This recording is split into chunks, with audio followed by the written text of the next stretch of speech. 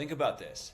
Most seven-figure brands never make it to 10 million, let alone 20 million or 30 million. The reality is that what gets you to your first $1 million mark is not the same that helps you scale to get to 10 million or 20 million. After scaling multiple brands past 8 figures, including my own before exiting, I can tell you that it comes down to 5 critical shifts in your business. In this video, I'm breaking down the exact blueprint we use to transform successful e-commerce brands into industry-dominating empires. Let's start off with infrastructure. This is the backbone of your business and looks very different when you're beyond 8 figures versus when you're just starting to hit 7 figures. I'm gonna focus on 2 pieces, your internal infrastructure and your external infrastructure. Your internal infrastructure has a lot to do with how you process information, organize your team, and delegate activities. A phrase I want you to hold in your mind throughout this entire video is, before delegating, what can I automate? That is a huge component for being able to scale a business and do a lot of activity at scale while focusing on the big problems day to day. The first thing that I would note here is, how do you communicate with your team?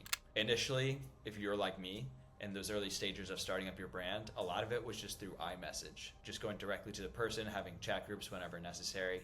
This does not scale very well. You'll see still many brands who will hit to that 7-figure mark just with iMessage. But it's not very good system at organizing tasks, creating a proper task management system, having follow-ups in play, and it's just not very scalable as you bring on new team members. So a big initial migration that I would recommend is going from iMessage or any other type of messaging platform into Slack. Other project management tools that we're fans of is ClickUp. You can also use that program as well. But in general, you want to move more to a system where you can organize and categorize the conversations you're having, the type of departments and work that is involved, and have a very methodological process for how you're structuring those conversations. The mentality that you should always be having is, how can I get to the next bunker? How can I automate this piece of the business, this repetitive task that I'm currently doing day to day, turn it into a new function, either automated or delegating that activity, and then get to the next bunker or activity that's gonna help grow the business. So internal infrastructure is gonna involve a lot around your communication, your task management, and how you think about scaling practices. Something that I always did and would recommend is start thinking about the next level. Think about who are your next 5 hires and start planning things in place for them. So creating detailed SOPs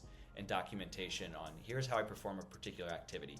You always want to have that scalability in mind as you think about automating pieces, delegating activities, and then getting to the next bunker. The next thing I want to talk about is external infrastructure. And what I mean by this is, what is client facing? What do you have out in the wild that represents your business? And how can you optimize that infrastructure to make your life easier and ultimately your business grow more profitably? The first thing that I would talk about is your tech stack. Think of your online website as your virtual real estate. You had, in the old days, a physical store that you would walk in. Your website is exactly that in the virtual space. So you want to make sure you have a store that's inviting, that's encouraging people that come in, that helps build excitement and emotion for them being there. You don't want something that's standard, because otherwise you're obviously going to get standard results. So a big thing that we see here is migrations to superior platforms. Maybe initially you were doing more bootstrap work and we're building on Wix or WordPress, and now you want to migrate to a new platform like Shopify. Those are very common things that I personally went through with my business, and today what I help other businesses go through and process as well. And I totally get that these can be a scary and nerve-wracking process. When we went through something like this with another brand that was already on Wix, they had a couple years history of sales, pretty good SEO, and we're doing around 50K a month. So in their minds, they were very nervous. I recognize and I see these benefits of moving to a platform like Shopify, but we're comfortable in Wix and we have a secure nest egg that we want to continue to build on. And eventually we did the migration, and since then have been able to grow 4 or 5x times that initial revenue amount. But keep in mind that these are big shifts, and they're not things that you want to do lightly. You can't toe the water in these decisions. You have to go all in, burn the bridges, burn the boats, and full send it. Other external infrastructure needs relate around your customer service. This is typically one of the biggest opportunities and what I often see as the most underutilized area for businesses. Your customer support is not just there to solve problems. It's really there to build active relationships. You have to view each person who's reaching out to your business as an individual person with unique needs, wants, and really foster and build that relationship. And that can be tough to do at scale when you're really trying to service tens of thousands of customers a day. But if you really focus on that experience and optimizing that, you're building one loyal fan at a time. And so you have to have this duality of, how can I automate and scale things? How can I have a level of personalization that creates loyal fans who want to come back and tell all their friends about my business? So again, a large piece of this comes back to building out proper SOPs, except instead of training for your team for internal stuff, this is more external. So having Zendesk, Gorgias, these are really great softwares for building out a better customer-facing experience where people can find quick answers and FAQs in an easy format, but you can also filter triage tasks, triage messages for how people are contacting you and what specific needs, and give personalized outreach and support in response to that. A really great area where I saw this with my company was with product feedback, and that could be product effects or issues that occur. If you are going through those growing pains while you're building your business, those are some of the best customers to reach out and develop an authentic relationship with, and who will become some of your most loyal fan base in the near future. Great example of this are my friends over at the Tidbar Guy. We helped them go through a website migration coming from Wix over to Shopify. And at the time they were a bit nervous because they were doing about 50K or so a month in sales, and they had a lot of SEO equity built up. So obviously you want to be very nervous and cautious anytime you're doing a website migration, not to lose any of that SEO equity that has been built up over the years. And so I want to show you through this overall thought process and the after results of that. So imagine you're doing around 50K a month in your business. You recognize there's a lot of benefits to moving to a platform like Shopify, but you're worried about the potential risks incurred to that through the migration. So we did that migration roughly right around in April, May 2023, and you can see the explosion in traffic since. And granted, we did a lot of things on that front to proactively grow the SEO, but what I want to really illustrate here is that it's a necessity for you to move to superior platforms, because it can also be the bottleneck what's preventing you from getting to this next scale level. And a big piece of that is also, again, related to your infrastructure. Wix is just not as good of a platform as Shopify for building out an e-commerce brand. Everything from your SEO to your paid ads, to your email and SMS. You just have a lot more tooling and kits around Shopify than other platforms like WordPress and Wix. So these are really common infrastructure changes that I see businesses undergo as they push to get to that 8-figure level. And so common pitfalls, things to be wary of, are related to your website migration. Anytime that you are changing domain, you're most likely going to have a completely different URL structure. And in that case, the best thing for you to do is making sure that you have a detailed plan for how you are structuring your 301 redirects and the overall website migration. The main thing I see whenever you're doing these infrastructure changes is making sure that you have the habits and adaptability for both yourself and your team. A really great way to do this is having detailed SOPs, aka documentation. And so the way that we do that is having very detailed company wikis. So extensive documentation on SOPs and processes. This includes things like value statements, our mission, purposes, office procedures, communication guidelines, career and growth, taking time off, how do we interact with different customer service issues or product related questions or social media activity. Really having that documentation in place is going to be critical for you having a standardized process that you can train and onboard other people with. So as you go about doing these infrastructure changes, make sure you have really good documentation and SOPs that you can build out to create standardized, repeatable processes. This is going to make your future hiring significantly easy if you do the hard work now and have the pieces in place with scaling in mind. The last thing I would say is as you go through these migrations, make sure you are preserving that data, whether you have old information, customer purchases, existing data that could be useful. Make sure you are storing that properly and can go back and cross-reference it if you have a question about it in the future. The next piece that I want to talk about is your traffic. Your website traffic is going to dictate the quality of your customers and how much revenue you're getting each month. And typically what I see is that traffic looks very different in those initial stages versus at scale when you're up to 8 figures and beyond. Let's start off with how you're sourcing traffic. Typically Google ads, Meta ads, or TikTok ads are going to be some of the first platforms that you're using to start scaling your brand. What I see for many brands is that their use of influencers and whitelisting content becomes much more prevalent at scale. And typically a big reason for that is you have more exposure, you have more people organically reaching out to you and looking to post content or doing some type of business relationship exchange. And so you want to be able to leverage that more. But I'd say the biggest difference from what I've seen from growing from 7 figures to 8 figures is at least 5 to 20x an increase in that influencer content becomes significantly more prevalent at that 8-figure stage. You are no longer just telling your brand story through your eyes alone. And instead, that story gets segmented into a variety of different demographics and custom tuned to each specific type of person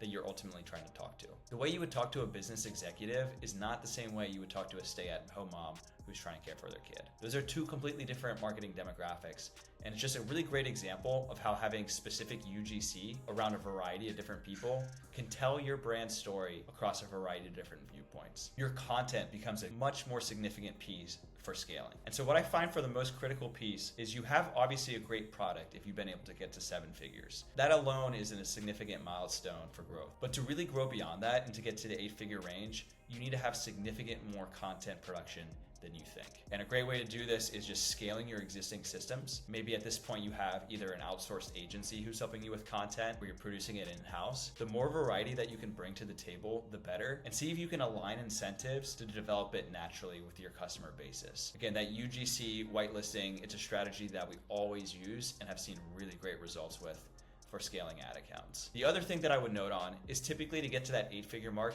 you have much more significant wholesale relationships. B2B relationships take a lot longer in time, but become more prevalent as you start getting scale. And there's really no way to go about these other than investing time, attention, and energy into building out meaningful relationships with other distributors. Great examples of how I went through this with my prior company was getting into GSA contracts with the government, finding larger suppliers in other countries who could import and facilitate some of our product. And we would give them a significant discount on that wholesale rate, but they're also assuming all that risk and import knowledge regarding their specific countries. And we also saw this with adding additional platforms, whether that be Amazon, Pinterest, eBay.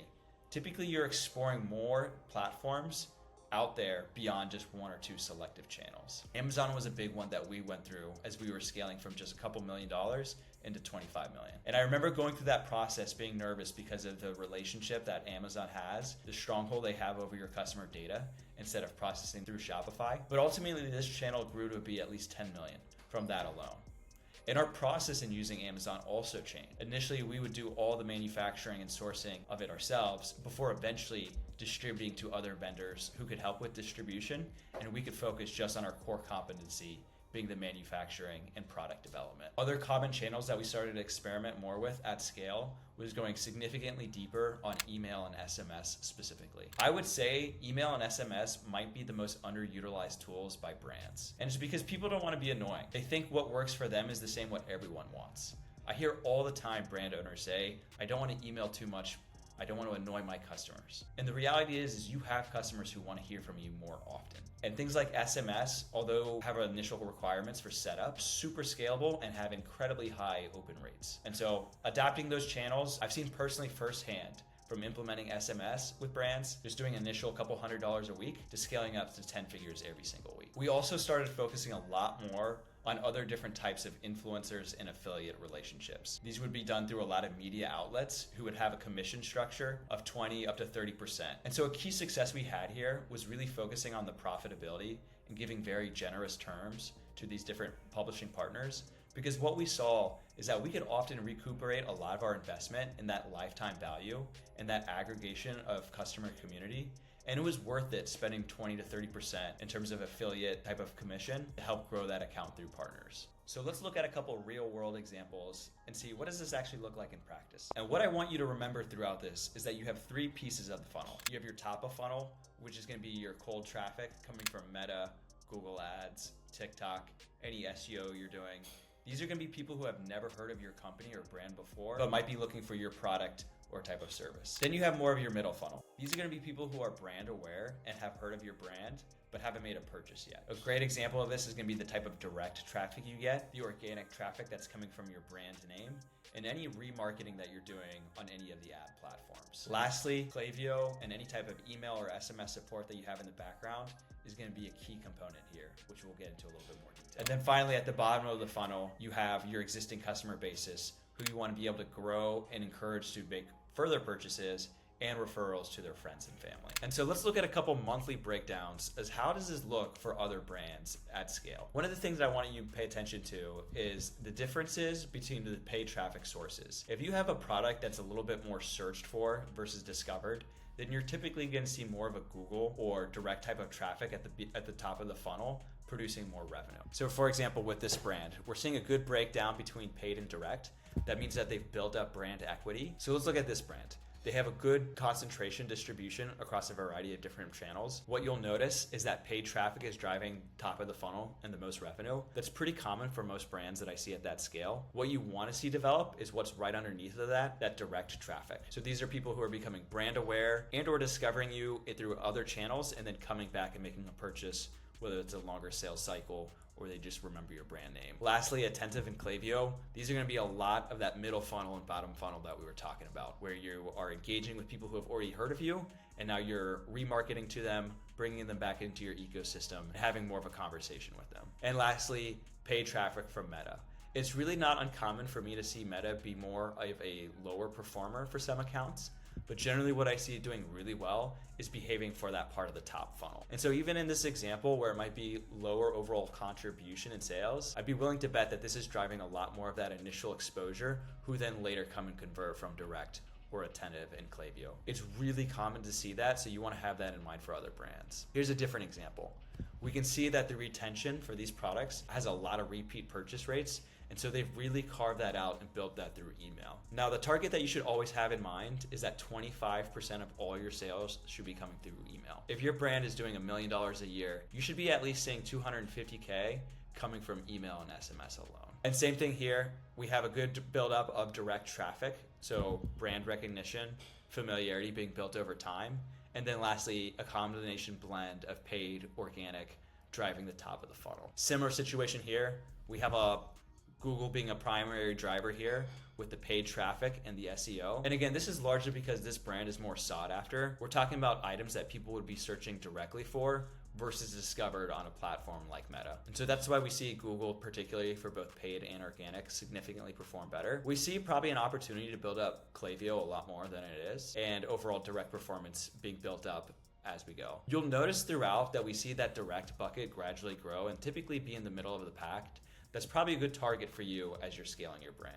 Again, a lot more brand direct focus in this instance, but still a lot of activity built up from the top of funnel with Instagram, Google, SEO, very common trends that you're seeing across these businesses. Lastly, similar story here, paid traffic, organic traffic, top of funnel, direct coming more in the middle, and then other organic sources really at the bottom of the funnel. So again, very commonalities that we're seeing throughout all these brands is that you typically have top of funnel driving most of your overall revenue. This is mostly going to be paid ads, but for brands that are investing in SEO, this could also be the organic component as well. Gradually, that middle bucket that's getting built out is your brand name, and also that's going to compile people who might have come from Meta or Google or these other top of funnel activities, and later just remembered your name and gone and purchased from you directly. Lastly, keep in mind that benchmark for email and SMS, it's going to be at least powering 25% of your store, and you really want to have those channels built out so you can elevate and extend your lifetime value per each customer that you attain. The next piece of this isn't as sexy, but incredibly important, and that's your operations. So we've talked a little bit about having clean operations and making sure that you have well-documented and detailed workflows and processes. Where I see this most applied to is your order production schedule. Generally, COGS are one of the biggest, if not your biggest expense as a business. And at least for myself, when I went through that process scaling our brand, that became our biggest struggle, was forecasting that demand and pairing that with our orders. Because you also have an asset that's simultaneously a liability at the same time. And we're talking about cash flows that can get tied up for 90, 120 days plus. And so if you're selling 1,000 units and you want to get to 2,000 units, well, hey, you need to start that production and manufacturing cycle much sooner. So I'd say having very good forecasting tools and planning, it becomes much more critical as you're going through that scaling, and the cash flows are going to become much more tighter generally because you're making bigger investments into inventory. You might be investing more into product development as well simultaneously. And so every little bit of margin of error becomes much more impactful as you start to scale. As far as team structure goes, at least with my company, what we had was my co-founder and partner focusing more on product and manufacturing, and then myself focusing more on the sales and marketing side of it. Those are generally what we described as offense and defense type of activity. Offense being growing the business, and the defense making the product better and the overall experience. And so some of our initial hires included people in the customer support area. We had a lot of very hands-on experience in terms of building out that contact and communication with customers. And again, I just want to highlight how managing that overall customer experience can leverage your brand and build lifelong loyal followers. That is one of the few opportunities that you have to have an honest conversation and receive constructive criticism about your products and services to help take you to that next level. And so what does this look like in practice?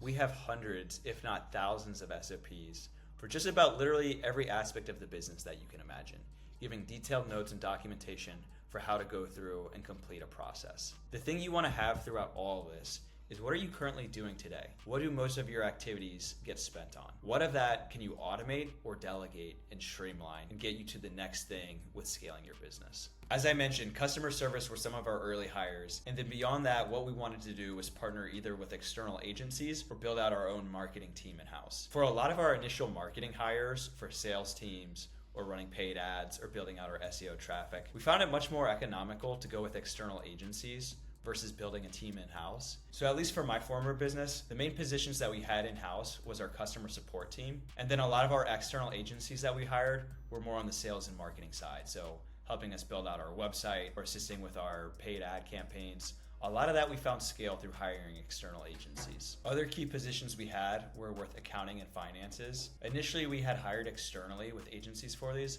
before eventually building in-house. And so that's a pretty common trend you might see, is learn a new process and get an orthodox system around from an experienced agency. And then very often what you can do is build out an internal team around that to continue that process forward. The last thing that I would leave you with is be planning out the next 5-10 hires ahead. And the best way to do that is thinking about already what are they going to be doing? What type of documentation and information and workflow processes do I need to have ready for them when they come on board?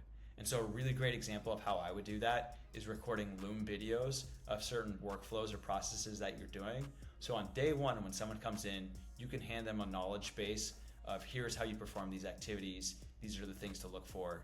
They're already ready to hit the ground running versus going through that initial learning curve. The fourth thing that I want to talk about is brand. Brand becomes exponentially more important over time and really acts as your multiplier for how big your business can get. I've gone through multiple rebrands with my own business, and also I've done it side by side with business owners that I've partnered with. The main thing that you want to have in mind is that your brand is the cornerstone of that foundation that everything else scales on top of. And so your overall customer experience, your ethos, your values, your overall perception, all these things really wrap into the brand and can act as your multiple as either a 2x, 5x, or beyond. So a typical benchmark, what we see for many businesses, is about 20 to 30% of the total sales coming from brand. So coming directly from your brand discovery and overall the brand ethos that you're building. Now there's a couple ways that I like to go about building brand. And one of those is building out a loyal fan base. Again, this all starts in your front lines with your customer service team and how they are interacting with customers. That's one of the direct mouth-to-mouth vocal pieces that you have with a customer where you can really guide their experience from just an average store into something extraordinary. So really make sure you invest in those processes and communication standards for how your customer support team engages with customers that are reaching out to you. The other thing that I would say is community can become one of the best moats there is. Anytime you can have your customer bases talking to each other, you're really fostering the type of community environment that builds excitement, builds trust, and builds loyalty. A really great way to do this is building Facebook groups. We ended up doing this for our Body Boss community to get customers talking about their workouts and diet and nutrition tips. And it was a really great way to foster inter-community activity. How are your workouts coming? How is your overall fitness journey coming along? And facilitating that type of conversation and camaraderie that can help build loyal audience. The other thing that's worth investing in and simply takes time is PR and any type of media publication. Could be featured in a magazine, a news segment, getting flown out to a specific conference. We were able to have these achievements with my former company, and a lot of these accolades later could be featured in other publications or on our website, such as getting discovered in whatever particular magazine or being featured at a conference or being a guest speaker at Amazon. All these things turned into further leverage points where we could talk about the brand and get exposure to a wider audience. So think about that top of funnel where brand exposure can help expose you to as well. The fifth and final piece that we're going to talk about today is your cash flows. That is the quite literal lifeblood of your company and can be a huge determinant factor in how quickly you're able to scale. And again, typically one of the biggest expenses that I see with businesses is going to be your COGS. What is your overall investment in manufacturing, product development, getting your product to the end consumer? You're going to want to have very detailed balance sheets, P&Ls, and cash flow statements to help navigate those waters and to forecast your inventory and demand and overall channel performance. Let me show you a breakdown of what that looks like with my former company. So what I'm going to show you here is a lot of our focus on top of view performance. And so this would coming directly from our website, from Amazon, other sales channels like Indiegogo and eBay, distributor marketplaces, and also our B2B distributor groups. And so what we did was have forecasted down to our views, our conversion rate and overall performance of number of units and revenue per channel and seeing what that looked like per quarter. And we saw a lot of fluctuations and variations here. We typically want to look in a 3-month cycle but also a 12-month rolling period. This then ultimately fed back to our P&L statement to further break down per channel and have a high-level summary of revenue and overall expenses as well. So for our P&L, how we largely organized it was what our direct-to-consumer sales were coming from. So again, from Shopify, Amazon, Indiegogo, platforms like that, versus our B2B wholesale distributors and partner networks where we were also selling a lot of product. And so we'd have our top of sales overall activity and then negate that against our manufacturing, our freight cost, our warehousing, all of the production cost, all of the OPEX that went into it, marketing costs. So you really need to have built out financial statements to really understand your overall cash flow and profitability and ultimately your bottom line. What you might find is very similar to what we did. At first, hire externally to have someone help set up these systems. And then after that, you can create out the processes and SOPs to do this in-house. Again, this is going to be a very key component. We're figuring out your profitability and scalability. And so if you don't know your numbers, you're going to be shooting in the dark in terms of making guesses on how much production, what type of fulfillment demand you have, and your overall growth potential. And so there it is, our complete blueprint for scaling from 5 million to 30 million plus. So now you have 3 options.